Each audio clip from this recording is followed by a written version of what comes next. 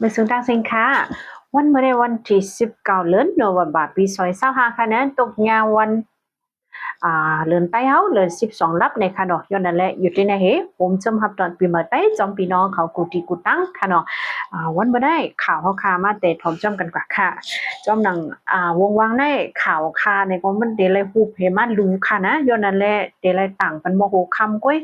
กลางในเจ้ามามันก็บ่มีสังแลค่ะก็ไรต่างนั้นขนาดนะกับแนวค่ะมาถอมจอมกันกว่าคันคำวันมื้อในเนื้อมือหกตุ่มยำมามีกว่า1กับ85แสนไป90,000ในค่ะเนาะคันเงินแต่ก็เหมือนกูวันก้อยค่ะนะอเมริกัน$1ได้ละอยู่เงินมันหมอก4เฮงจ้าเงินแค่1หยวนได้ละอยู่หมอก5ปาก6คันเงินไทย1บาทได้ละอยู่หมอกปาก20ในค่ะเนาะกำไรเฮาค่ะมาถอมด้วยจอมกันกว่าค่ะข่าวอันหลากหลายตนตาวันเมื่อในแต่ก็อันคาไลยินมาแต่ก็เตมีว่าเนเวงหลงเมืองตนจีเมืองไต้เฮาภายเจ้าหน้าที่เขาผู้มีผู้พันกังโฮมกันเสก็เฮ็ดปันหมายฟังเส้นหมายมุ่งหัวเฮิรนอันห้องว่าเองเท่าสุเสยินแล้วก็เตมีทางสมาร์ทการ์ดค่ะนะอันเป็น UID การ์ดจังในค่ะเนาะเฮ็ดปันกว่าที่กลางเวงคงหอกลางเวงในเวงตนจีมีดอกคันมาในค่ะนะจะอันอ่ำมีจังได๋ก็เข้ากว่าเฮ็ดไล่นะจ้าอันอ่ำมีสังลาๆเนี่ยก็เดไลมีก้นอันมาเฮ็ดปันหลักฐานมันก้นอันมายืนยันปันเฮาบ่ให้หาก็เฮ็ดแล้วนะคะนะดังนั้นเดมีเจ้าหน้าที่เขาเฮ็ดปันให้มันบ่ไล่ให้มันบ่เหี่ยวกำเร็วนะคะเนาะปกว่าเฮ็ดมื้อไหนในสังเจอก้นอำนำในจึงไล่กำเร็วว่านะคะนะอันห้องว่าเฮ็ดดีเร็วให้มันเหี่ยวกำเร็ว one stop service นั่นว่านะคะสื่อข่าวขับสร้างเอาแต่ไม่หนังไหนเนื้อเวียงลงต้นที่ในแต่ก็เฮ็ดปันมาต่อถึงวันมื้อไหนเฮียก็ได้ลือไว้เฮแทงวันที่22และ23โนเวมเบอร์อันนี้มาถึงไหนที่ค่ายกว่าเฮ็ดปันทีเจวิงอีตายาเนเวงต้นที่ว่านะคะนี่ก็เป็นข่าวเงาลีดอนดาพี่น้องคนเมืองพี่น้องเมืองใต้ปอดจานเอาเขาสังเจว่าตัวเก่าไปมีสังเคเฮ็ดอันลูกอันหายจังได๋ก็กะเฮ็ดเหมือไรเสียงๆในคณะป้าเจมเวอเกิดลูกอ่อนเขาอันเหมือจังนั้นในคะเนาะกำในเอาค่ะมาตุยจอมกันค่ะผู้ใดมาตุยเนอะเมืองใต้ปอดของเฮาข่าวก็คอมชินซึกมาแลตั้งสึกเกากลางเนี่ยตึกสึกอึดไว้เซ็นตั้งอยู่ในคณะเผอก็ไปย้อมเผอในคณะตึกเคียงๆต่อกันไว้อยู่ภายคอมชินซึกมันก็ค่ะเกากลางในถอยออกนั่นค่ะนะอันมีวันเจออันมีเนเกสิโปเลลาเซลเจานั้นเขาค่ะภายเกากลางถอยออกเกากลางก็อำย้อมย้อนนั่นแหละสึกอึดไว้เซ็นตั้งค่ะอันเป็นโคลงเว้งสีป้อในไปผุยในค่ะเนาะไผเก้าก้างในก็อมเชาะในค่ะนะไผปุ้นก็พวกกว่าทั้งโหย่าจะในก็จะท่าเท้าแห้งไผอึดก็อึดเหมือนกันว่าในค่ะเนาะย้อนนั้นแหละพี่น้องคนเมืองอ่าว่าเมืองใต้ปอดของเฮมอาลาพี่น้องกูตังกูจีอันดีกว่าก้าขายต่อเมืองเขดีต่อกุ่นต่อสังเข้ามาจะในก็เลยว่าทบตั้งอยากผึดได้ว่าในค่ะนะเสียงแทงข้าวยามเสียงแทงเงินเสียงแทงอันเหลือมันมากกูเจอกูเมียววันเนี่ยค่ะกวนอันพอลดกาต่างกุ่นเขาจะในก็ลาในที่สื่อเขาหนังนั้นในขนาดนะในก็เป็นแทงโหนึงค่ะสืบเสียวก็เฮาค่ะมาถ่อมด้วยข่าวชันนิวส์แต่ไม่พองค่ะเนาะเมืองเขตตึกคำก้นเมืองเป้าโคกุ่นเข้าพักดูแลนินอยู่โคเลโนวันปาในภายเมืองแขเปิดปันพักทุกคำเรียนดินเมืองใต้เมืองแขดีวันน้องเต้าจะเวงนำคำเมืองใต้ปอทองในเซตาโคกุนได้ไปปันโตคำเจ้าหน้าที่ภายเมืองแขเขาตึกคำว่าอยู่วันไหนค่ะย้อนนั่นแลวันน้องเต้าและวันฮีโร่อันมีเนินนาตีเตียนอีกุ้มกำเจ้าได้ภายแขได้ผุยปันเซตาก็กวนเมืองอันดีเข้าออกจ้องกิกหลานเจ้าได้ซ้ำบ่มเพราะใครมีสังป้อมมีกึ้นสังวันในค่ะเนาะย้อนเปิดภายแขให้หามไว้กวนกูเมียววันในค่ะกำแนวค่ะมาถ่อมด้วยทางข่าวพี่น้องเมืองใต้ปอดจันย้อนเปิดว่าคอมชินซึกมันแห่หาม้อยปันตัง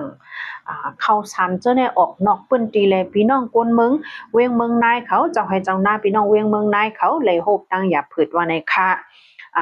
ถึงเข้าไล่มาเฮาเสียตาก็คอมชินซึกมันได้แห่หามไว้ค่ะนะปันส่งออกขายนอกปื้นตีค่ะ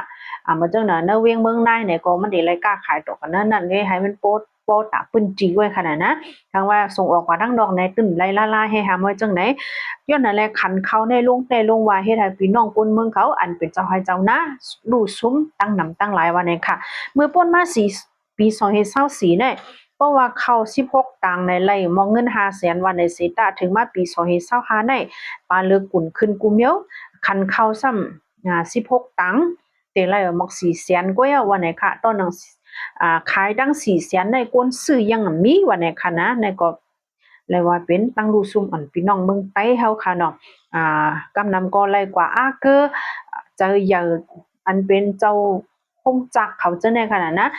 จักเขาเจ้าในขนาดเนาะก็ขายต่อเป็นเขาก้อยกาเขาก็เจ้าคงจักเจ้าในก็ซื้อไว้ดีๆก็มันแต่ละว่าพวกมันป้วนเลยกว่าอันเขาหับซื้ออะไรเนี่ยก็มันเขาก็ซื้อนั่นขนาดนะเฮก็เป็นลองรูซุ้มมาเลยค่ะกูปอกได้ก็ตีปันโตขายต่างตีอยู่ย่ำเร็วตอนเร็วได้ก็ให้ห้ามไว้เลยจังขายก่อนตั้งเลยวันไหนค่ะ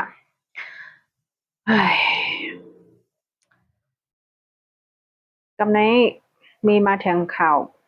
ที่เว้งลงตนตีวันไหนค่ะนะไผ่เจ้านาตีภูมิปุนพันไผ่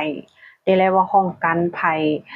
มดเซอร์เลยขึ้นอย่ามาสูงนะคะเนาะสิเป็นเขาค่ะนะเก็บขวัญยุบยักในนำหรือป้นตีวันไหนค่ะย้อนไหนแล้วก้นเมืองเขา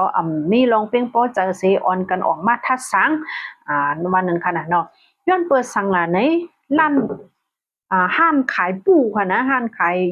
ปูอันโอมเนี่ยก็1เดือน50,000ค่ะว่านะกาขวัญยุบยักค่ะเนาะไม่ขุนอันเขาว่าเนี่ยโปได้มาตัวต่างเมลแต่ก็อันหันซักผ้าซักโคจะเนี่ยก็50,000หันหางเครื่องบิวตี้ซาลอนเขาจะแน่ซ้ำ100,000ว่าไงคะอันเป็นคนขายหันเจเขาอันห้องคงสงสัยค่ะเนาะหันขายกุนเจจะได้ก็ไรปานอยู่ม50,000ว่าไงคะนะย้อนไหนเลยก้นเมืองกำน้ำอ่ำโปเจอว่าไงคะเนาะมันก็ไล่สังปานเลยอีสังก็เฮ็ดมาหากินหยาบกาขวัญยุบยับเขาก็50,000ขึ้นเนื้อได้มันกึ่งอีไรเปลี่ยนนั่นค่ะนะในก็ตั้งอยากใจพี่น้องคนเมืองย่อก็มาถ่อมด้วยแทงหูแน่ค่ะเนอเมืองโฮมตุมยำหมานะคะนะเนอข้าวตั้ง2-3 ปีมาในกล้วยวันเนี่ยค่ะโหนับกวนเมืองอันป่วยปุ้นป่วยเป็ดเฮิรนเย่แลวันเมืองตัวเก่าเฮไปออกว่าอยู่ที่รถเพได้มีกว่า 3.6 ล้านวันเนี่ยค่ะในก็ลูกตีคอมุนจุมจัดจึงลมฟ้าเขาไผ่ด้วยถึงกวนนั่นขนาดนะ UNOCHA เขาในขณะปืนเผาหน้าในวันที่17โนเวมบาป่นมาในวันนี้ค่ะย้อนเปิ้นในเมืองโฮมตุมยำหมาย่ำต่อแล้วในว่าเป็นการซื้อไปเมืองสุกสักยุงยางกูอันกูเมียวโฮมลอยแต่ละว่าเพกูอันกูเมียวนั่นค่ะนะเพซึกเพหมากเพสังเปลี่ยนอยู่กูตีกูตั้งผมใครลอดตีมันแหละคนเมืองอันไรปล่อยปื้นปล่อยเป็ดขึ้นเย่ตูเก่าเฮออกหาตีลอดเพจะในมีกว่า 3.6 ล้านวันเนี่ยค่ะเนาะนำเต้ๆนำหวานในคณะนั้นในตีป้าทั้งพี่น้องใต้เฮาพวกกะหือค่ะเนาะข้อมูลแทงโหนึงมีมาค่ะย้อนเปิมหมักแมงอันฝังลิ้นในเฮคนทบเพนนำเสเปิ้นเนอเมืองหกตุมยามาในเป็นเมืองใต้วันนี้ค่ะอยู่ๆกำเหยียบญาติปุ่นที่ไหนเนี่ยเป็นเมืองใต้เฮาหลายๆวันนี้ค่ะนะในกฎสื่อข่าวคำสั่งเอาเขาเอาข้อมูลลูกดีจุ่มจัดจึงลงฟ้ามากกว่าหนึ่งค่ะ UNOCHA เขาค่ะเนาะหมักแมงดินคาวันเนี่ยจะความใต้ค่ะนะมันเป็นไมล์อันเป็นย่ามอันจังพงแตกนั่นค่ะเนาะหมักแมงฝังลิ้นเฮ็ดนั่นเฮก็ในเมืองใต้เฮาปีไหนมีถึงกว่า60 8ปอกว่าไหนค่ะนะในเมืองใต้ปีไหนใน60 8ปอกในอันเลยฮับหมัดเจ็บลงหลังมีกว่าปากไป3เกาะนะคะอันลูกตายได้ก็ใครว่านำหมอนั่นค่ะนะเพราะว่าหมัดเจ็บมากก็เลยเจ็บขาเลยเจ็บแขนในเจ้าในเฮาคัดติเลยยินเนาะค่ะก็กำเลยรู้อันเนี้ยแล้วก็เติมดีค่ะนะออนข้าวยำค่ะก็เตรียมเนี่ยโคสีป้อไปผุยค่ะอันไรหูแต่ก็พี่น้องเมืองกุดดังเมืองมิดเขาย้ำต่อเหลียวก็ตึกเลยสึกว่าตัวเงาลายค่ะนะมันก็ติดเข้ามา